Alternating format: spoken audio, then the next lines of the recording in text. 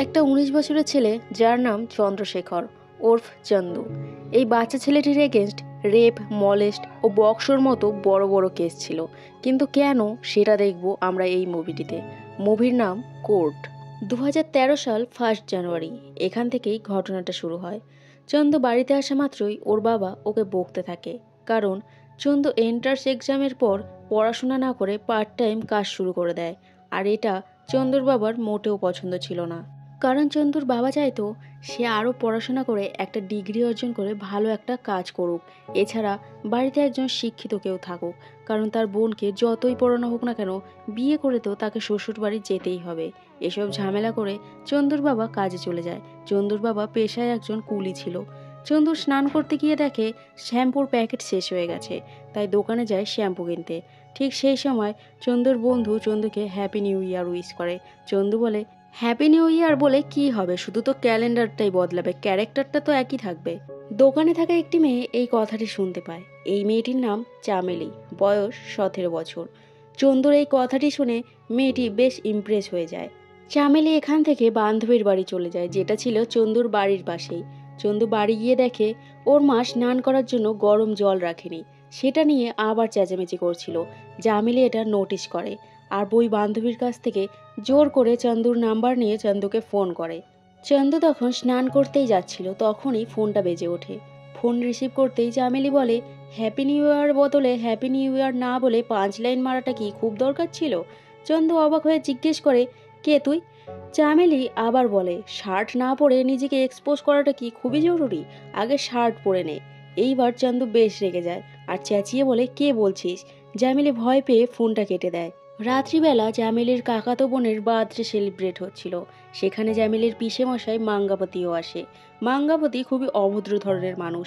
সে বাড়ির লোকের থেকে বেশি নিজের কথা ভাবে।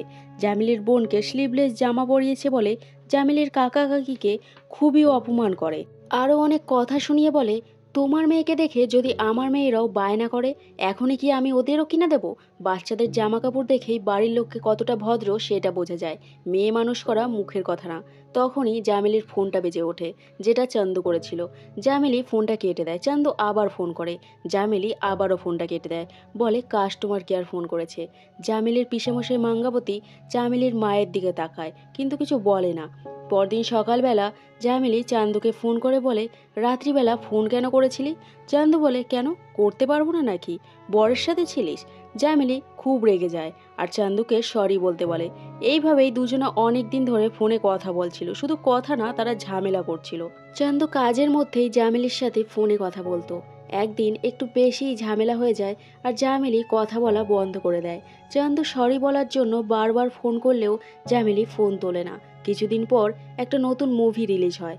চান্দু সবার জন্য টিকিট এনে দেয়। দিব্যা, জামিলি সহ আরও সব বান্ধবীদের নিয়ে আসে। জামিলি চান্দুকে দেখে দিব্যাকে বলে, ও এখানে কি করছে? দিব্যা বলে, আমাদের টিকিটের ব্যবস্থাটা তো চান্দু দাদাই করে দিল। চান্দু টিকিট দিয়ে দেয়। একটা বান্ধবী ভেতরে যাওয়ার কথা বললে চান্দু বারণ করে বলে, এখন গেলে ধাক্কা খাবে, একটু পরে যাও, আর ইন্টারভেলের বাইরে বেরোলে খেয়াল রাখবে। এটা শুনে একটা মেয়ে ব্যঙ্গ করে বলে, আরে আমার বাবা চলে এসেছে, পুরো আমার বাবার মতো জ্ঞান দিচ্ছে। তোমার সমস্যাটা কি? মেয়েদের ব্যাপারে এত কথা কেন বলো? চান্দু বলে, আমি মেয়েদের ব্যাপারে জানি না, কিন্তু ছেলেদের ব্যাপারে খুব ভালো মতন ভাবে জানি। সবাই খুব বদমাশ হয়, তাই একটু দাঁড়াও, একটু পরে যাবে। এটা শুনে জামিলি আবার চান্দুর উপর ইমপ্রেস হয়ে যায় আর সিনেমার ভেতর চান্দুকেই দেখতে থাকে। আর সিনেমা থেকে বেরিয়ে বাড়ি যাওয়ার সময় চান্দুকে ফোন করে। চান্দু ফোনটা রিসিভ করে অবাক হয়ে যায় আর বলে, তুমিই কথা বলছো তো? আমি ভেবেছিলাম ফোন করেই তুমি বকবে আমাকে। চান্দু সরি বলে। জামিলিও সরি বলে। চান্দু বলে, তুমি কেন সরি বলছো? জামিলি বলে, আমি যতটা খারাপ ভেবেছিলাম তুমি অতটাও খারাপ না। চান্দু বলে, খারাপটাকে ভালো বলছো? জামিলি বলে, কেন, ভালো নাও তুমি? এইবার চান্দু জামিলিকে তার নাম জিজ্ঞেস করে। জামিলি নিজের নামটা বলে। এবার থেকে ওরা আর ঝামেলা করতো না। খুব ভালোভাবেই একে অপরের সাথে অনেক দিন ধরে কথা বলতো। কিন্তু জামিলি জানলেও চান্দু জানতো না যে সে কার সাথে কথা বলছে। এরপর সিন চেঞ্জ হয় আর দেখানো হয় একটা স্কুলে একটা বাচ্চা ছেলে বাচ্চা মেয়েকে একটা কাগজ দেয়, যেটা দূরে দাঁড়িয়ে থাকা একটা লোক নোটিস করে। সন্ধেবেলা ছেলেটার বাড়িতে পুলিশ আসে আর ছেলেটির বাবার দুধের ড্রামের ভেতর থেকে গাঁজা খুঁজে পাওয়ায় তাকে অ্যারেস্ট করে পুলিশ স্টেশন নিয়ে যায়। পুলিশ স্টেশনে মাঙ্গাবতী এসে লোকটাকে বলে, এটা তো গাঁজা সাপ্লাই করার একটা বড় কেস, তাই 28 দিন পর্যন্ত জেলে থাকতে হবে। আমি উকিলের সাথে কথা বলে নেব। লোকটা বলে, কিন্তু আমি তো কিছুই করিনি, তাহলে এতদিন জেলে কেন থাকবো? তখন মাঙ্গাপতি বলে, আমি জানি তুমি কিছু করনি, কিন্তু তোমার ছেলে তো করেছে, জিজ্ঞেস করো ওকে। ছেলেটা আসতেই মাঙ্গাপতি জিজ্ঞেস করে, আজকে বিকেলে স্কুলের বাইরে আমার মেয়েকে চিঠি দিয়েছিলি তুই? ছেলেটা বলে, না স্যার, ওটা চিঠি ছিল না, ওটা ওয়ার্কশিট ছিল, আপনি ভুল বুঝেছেন স্যার। মাঙ্গাপতি বলে, সেটা তো তুই জানিস আর আমার মেয়ে জানে, কিন্তু তোদের যে দেখেছে সে তো পুরো গ্রামে এসে বলেছে দুধওয়ালা নারায়ণের ছেলে মাঙ্গাপতির মেয়েকে লেটার দিয়েছে। এখন গ্রামে আমার সম্মানটা কোথায় থাকবে? এবার সবাই জানবে লেটার দেওয়ার পর শেঠ মাঙ্গাপতি কি করেছে। এবার সবাইকে তো আমি চুপ করাতে পারবো না, কিন্তু কি ব্যাপারে কথা বলছে সেটা নিশ্চয়ই পাল্টাতে পারবো। গ্রামের সবাই এবার তোদের কথাই আলোচনা করবে। ওদিকে চামেলির সব বান্ধবী মিলে দিব্যার বাড়িতে গ্রুপ স্টাডি করছিল। তখন দিব্যাদের বাড়িতে চান্দু আসে দিব্যাদের কিছু জামা কাপড় প্রেস করানোর জন্য নিয়ে যাবে বলে। ঠিক সেই সময় জামেলিকে একটা মেয়ে ডেকে বলে, এই চ্যাপ্টারটা পড়বি, এটা খুব ইম্পর্টেন্ট। জামেলি নামটা শুনে চান্দুও সেদিকে এগিয়ে যায় আর কনফার্ম হওয়ার জন্য চামেলির নাম্বারে ফোন করে। তখনই জামেলির ফোনটাও বেজে ওঠায় চান্দুও কনফার্ম হয়ে যায় যে এতদিন ধরে এই মেয়েটির সাথেই তার মানে কথা বলছিল। পরে চান্দু জামেলিকে ফোন করে আর জিজ্ঞেস করে, এবার তো দেখা করা যেতে পারে? জামেলি বলে, এখন না, সঠিক সময় আসুক, তারপর নিশ্চয়ই দেখা হবে।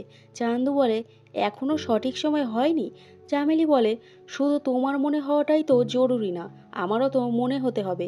জামেলি বাড়ি গিয়ে আবার ফোন করবে বলে ফোনটা রেখে দেয়। কিন্তু অনেকক্ষণ হয়ে যাওয়ার পরেও জামেলি যখন ফোন করে না, চান্দু তখন নিজে থেকেই ফোন করে আর ফোনটা সুইচ অফ হয়। চান্দু তারপরও একদিন না, প্রায় অনেক দিন ধরেই ফোন করে, কিন্তু জামেলির ফোন লাগে না। তখনই একদিন রাস্তায় দিব্যাকে দেখে জিজ্ঞেস করে, কি রে, কোথায় যাচ্ছিস, গ্রুপ স্টাডি করতে? দিব্যা বলে, না, পরীক্ষা শেষ হয়ে গেছে, এখন ফুল রিল্যাক্স। জামেলিকে ফোনে না পাওয়ায় চান্দুও অনেক টেনশনে ছিল। অনেকদিন ধরে কন্টিনিউ জামিলকে ফোন করছিল, কিন্তু ওর ফোন অফ ছিল। হঠাৎ একদিন দিব্যা চান্দুকে ফোন করে ডাকে ওর বার্থডে সেলিব্রেট করবে বলে। চান্দু ভাবে সেখানে জামেলি নিশ্চয়ই থাকবে, সেই জন্য তাড়াতাড়ি বাইক নিয়ে যায় আর গিয়ে দেখে সেখানে সত্যিই জামেলি রয়েছে, যাকে দেখে চান্দু অনেক শান্তি পায়। কেক কাটার পর জামেলি সমুদ্র ধারে যায়, চান্দুও যায় তার পিছু পিছু। জিজ্ঞেস করে, তোমার ফোন কি হয়েছে? জামেলি বলে, রিপেয়ার করতে দিয়েছি, খারাপ হয়ে গেছে। চান্দু রেগে বলে, এই কথাটা তুমি এত রিল্যাক্সভাবে বলছো? জানো তোমার সাথে কথা না বলতে পারায় আমার কেমন ফিল হচ্ছিল? চামেলি জিজ্ঞেস করে, কেমন হচ্ছিল? চান্দু বলে, একটা অদ্ভুত ফিলিং, যেটা আগে কখনোই হয়নি। আমি জানি না এই ফিলিংসটাকে কি বলে। চামেলি বলে, আর যদি আমি বলি সেই সেম ফিলিংস আমারও হচ্ছিল, তাহলে কি বলবে? দুদিন আগে যখন ফোনটা রিপেয়ার করতে দিয়েছিলাম কাকার কাছে, বারবার পাগলের মতো জিজ্ঞেস করছিলাম ফোন এনেছে নাকি, কিন্তু কাকা বারবার ভুলে যায়। তখন আমারও খুব মন খারাপ লাগছিল। আর আজকে দিব্যার জন্মদিনে আমি ওকে বলেছি তোমাকে ডাকার কথা, যাতে তোমার সাথে কথা বলতে পারি। দুদিন আগে যখন তুমি দেখা করার কথা বলতে, তখন বলতাম সময় আসলে দেখা করব, কিন্তু দুদিন তোমার সাথে কথা না বলতে পারায় পাগল হয়ে গেছিলাম। ভাবছিলাম কিভাবে তোমার সাথে দেখা হবে আর একটু কথা বলবো। চামেলি বাড়িতে গেলে ওর মা ওর ফোনটা দেয়। এবার দুজনা ফোনে কথা বলে, দেখা করে, সুন্দর সময় কাটায় একসাথে। চান্দু চামেলিকে বাড়িতেও নিয়ে আসে মা বোনের সাথে দেখা করাতে। চান্দুর বাবা যখন বাড়িতে খেতে আসতো, চান্দু চামেলিকে ঘরে লুকিয়ে দেয়। আবার বাবা চলে গেলে চামেলি বেরিয়ে আসে। এইভাবে চামেলি প্রায় প্রায় চান্দুদের বাড়িতে আসতো। একদিন চামেলি জানায়, আমি কালকে আসতে পারবো না, আমার একটা কাজিনের বিয়ে আছে। চান্দু একটু মন খারাপ করে বলে, ঠিক আছে যাও। চামেলি বলে, আমি কালকে বিয়েতে শাড়ি পরবো। ইনডাইরেক্টলি চান্দুকেও সেখানে যেতে বলে চামেলি। চান্দুও চলে যায় চামেলিকে দেখতে। এখান থেকে সিন চেঞ্জ হয়। চান্দুর বাবা চান্দুর কেস ফাইলটা নিয়ে একটা লয়ারের কাছে এসেছে। আসলে চান্দুর কেসটা যে লয়ারটা নিয়েছিল সে খুবই হালকাভাবে কেস লড়ছিল, কারণ তাকে কিনে নিয়েছিল মাঙ্গাপতি। তাই চান্দুর বাবা খোঁজ নিয়ে একটা ভালো লয়ারের কাছে যায়। লয়ারের ম্যানেজার কেসটা পড়ে, কিন্তু লয়ার ব্যস্ত থাকায় ওদের পরের দিন আসতে বলে। পরের দিন লয়ার যখন কেসটা পড়ে, সাথে সাথেই বারণ করে দেয়, কারণ এই বড় বড় কেসগুলো জেতার চান্স ছিল খুবই কম। এরপরও ম্যানেজার সুরিয়া চান্দুর বাবার কাছে জানতে চায় এমন কি হয়েছিল যে চান্দুর উপর এত বড় বড় কেস দেওয়া হয়। দেখা যায় সেদিন চান্দু দোকানে ছিল আর ফোনের সময় দেখে বলে, অনেক দেরি হয়ে গেছে, চামেলি এতক্ষণে চলে এসেছে। চান্দুর বন্ধু তখন বলে, আজকাল ওই মেয়েটা রোজই তোর বাড়িতে আসছে, যদি কোনো দিন তোর বাড়িতে কেউ না থাকে তাহলে কি করবি? চান্দু বলে, কেন, বাড়িতে কেউ কেন থাকবে না? বন্ধুটা আবার বলে, মনে কর কেউ নেই, তখন কি করবি? চান্দু বলে, আমি বুঝতে পারছি তোর সমস্যাটা কোথায় হচ্ছে, কিন্তু তুই যেমনটা চাইছিস সেমনটা কোনোদিন হবে না। চান্দু চলে যাচ্ছিল, তখন এর বন্ধুটা ওকে ডেকে বলে, ভাই রাগ করিস না, আমি তো এমনি বলছিলাম, তুই তো বাড়িতেই যাচ্ছিস, আমাকে একটু নিয়ে চ। যাওয়ার পথে বন্ধু একটা মেডিকেল শপে দাঁড়াতে বলে কিছু ওষুধ কেনার জন্য। চামেলি ফোন করে আর চান্দু তাড়াতাড়ি এখান থেকে বাড়ি চলে যায়। চান্দু বাড়ি গিয়ে চামেলির সাথে গল্প করছিল, তখনই ওর বোন বলে, দাদা বাবা আসার সময় হয়ে গেছে। চান্দু ও চামেলিকে ঘরের ভেতর লুকিয়ে দেয়। চান্দুর বাবা রোজকার মতো খেতে বসেছিল। ঠিক সেই সময় মাঙ্গাবতী, চামেলির মা ও দাদু আর পুলিশ নিয়ে চান্দুর বাড়িতে ঢোকে। চান্দুর বাবা কি হয়েছে জিজ্ঞেস করায় পুলিশ বলে, ঘরের ভেতর যে মেয়েটাকে লুকিয়ে রেখেছিস তাকে তাড়াতাড়ি বাইরে বের কর। চান্দুর বাবা অবাক হয়ে যায়, কিছুই বুঝতে পারে না। চেঁচামেচিতে চামেলি জানলা খুলে দেখে বাইরে কি হচ্ছে। দেখে মাঙ্গাপতি আর ওর মা পুলিশ নিয়ে এসেছে। এটা দেখে নিজে থেকেই বাইরে বেরিয়ে আসে। পুলিশ চান্দুকে অ্যারেস্ট করে, বলে চামেলির বয়স 17 বছর 8 মাস। একটা মাইনর মেয়েকে মা বাবার অনুমতি ছাড়া ঘরে লুকিয়ে রাখা একটা ক্রাইম, এই জন্য চান্দুকে অ্যারেস্ট করা হলো। চামেলিকে বাড়িতে নিয়ে এসে মাঙ্গাপতি ওকে খুবই মারে। তখনই পুলিশ স্টেশন থেকে ফোন করে আর বলে, চান্দুর বাবা মা এসেছে, ওদের পুলিশ স্টেশনে ঢুকতে দেওয়া হয়নি, ওরা বাইরে বসে আছে, আর ছেলেটার সাথে কি করবে? মাঙ্গাবতী বলে, কি করবে মানে? ওর উপর কেস করে দাও। পুলিশ বলে তার জন্য মেয়ের স্টেটমেন্ট লাগবে। মাঙ্গাপতি চামেলিকে নিয়ে যেতে চায়, কিন্তু ওর মা বলে, আমার মেয়ে পুলিশ স্টেশন কোর্ট কোথাও যাবে না, ওই ছেলেটাকে ওয়ার্নিং দিয়ে ছেড়ে দাও। মাঙ্গাপতি আরও অভদ্রভাবে বলে, কি বললি? ওটা কি তোর জামাই হয় যে ছেড়ে দেবো? আরও অনেক উল্টোপাল্টা কথা বলতে থাকে। চামেলির মা বলে, যা করার করুন, কিন্তু আমার মেয়ে কোর্টে যাবে না। মাঙ্গাপতি লয়ার দামোদরকে নিয়ে পুলিশ স্টেশনে যায়। লয়ার একটা স্টেটমেন্ট লিখে দেয়। হ্যারাসমেন্ট, ব্ল্যাকমেল, স্টক, মলেস্ট ও পক্সো অ্যাট্রাক্টের মতো বড় বড় কেস করতে বলে। লয়ার বলে, যা করার তোমাদের করতে হবে, মেয়ে কিন্তু কোর্টে আসবে না।